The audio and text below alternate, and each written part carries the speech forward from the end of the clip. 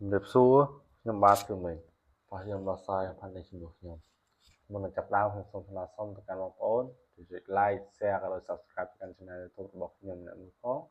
ដើម្បីជាការលើកទឹកចិត្តរបស់ខ្ញុំបាទឥឡូវចូលទៅមើលប្រធានលំហាត់ទី103នេះជាមួយខ្ញុំប្រធានលំហាត់ឲ្យយើងសរសេរសម័យកាលប៉ារ៉ាម៉ែត្រនិងសម័យកាលឆ្លោះនៃបន្ទាត់ D បើសិនជា D របស់យើងហ្នឹងកាត់តាមចំណុច A ដែលមានកណេ3 1 2និង B ដែលមានកណេ1 3 5ហើយខបើសិនជា D របស់យើងកាត់តាមចំណុច C ដែលមានកណេ6 2 4និង D មានកណេ2 5 1បាទអញ្ចឹងខ្ញុំនឹងដោះស្រាយលំហាត់កជូនដោយសារតែលំហាត់ពីរនេះ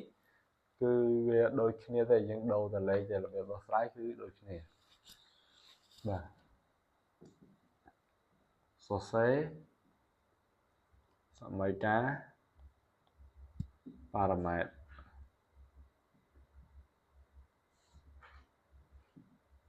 និងឆ្លោះ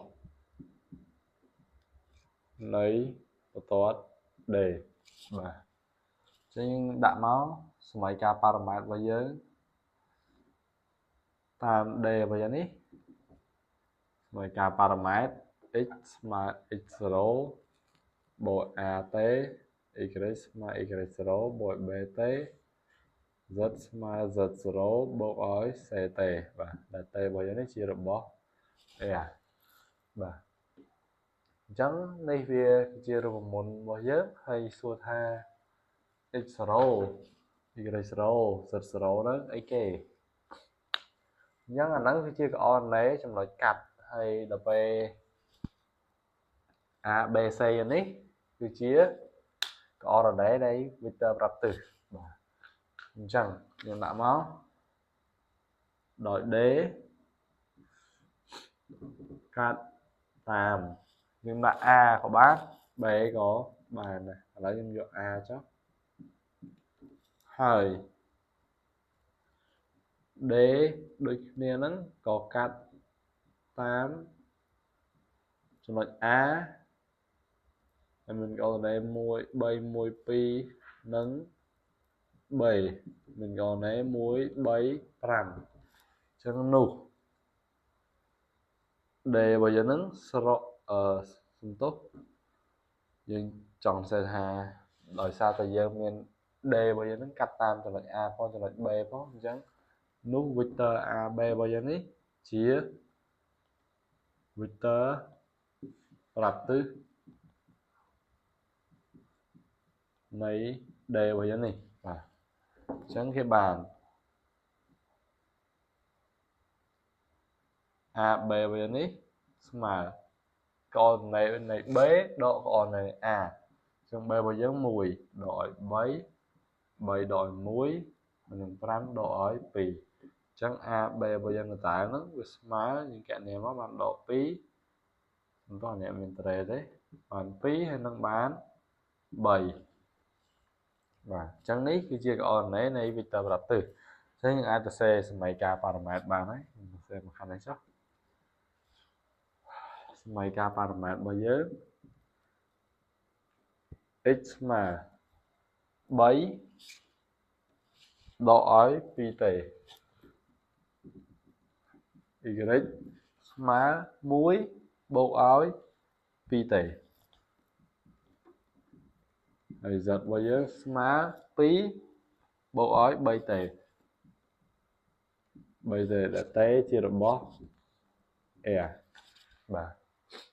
អញ្ចឹងកន្លែងនេះយើងហើយសម័យកាលប៉ារ៉ាម៉ែត្រមួយដល់ពេលសម័យកាលឆ្លោះវិញយើងទាញវារកតេទាំងអស់មកអញ្ចឹងឥឡូវនេះបើយើងទាញរកតេមកយើងបាន x លេខ3យើងបង់មកខាងនេះយើងបង់មកខាងអង្គខាងឆ្វេងវិញយើងបានដក3ចាយឲ្យមេកូនមកវាគឺដក2ហើយតេក្នុងតើហ្នឹង y យើងបោះលេខ1មកខាងនេះមកទៅជាដក1មេកូនមកវាលេខ2ហើយតេរបស់យើងតើហ្នឹងទៀត z លេខ2របស់យើងនេះបោះមកខាងនេះទៅជាដក2ចែកឲ្យមេកូនមកវា3យើងអាចសរសេរបានសម័យកាលឆ្លោះអធិស្ឋានផងតែខ្ញុំកំពុងតែជីកយើងបានសម័យកាលឆ្លោះយើងឲ្យវាស្មើគ្នាទាំងអស់មក và t bây giờ này mà x độ 3 là độ pi mà y độ 1 là pi mà z độ pi là 3 và chẳng ní mấy cả slot và bây giờ bạn thấy ai đôi như bạn mấy cả paramet hàng lớn mấy cả slot hàng trào đôi ní mấy cả paramet d bây giờ ní thì nó sẽ mà 3 độ pi t yស្មើ1បូក2t ហើយ z ស្មើនឹង2បូកឲ្យ3t ត្រជាក់ត្រូវតែដាក់ t ជារបស់ a បាទហើយសម័យការឆ្លោះ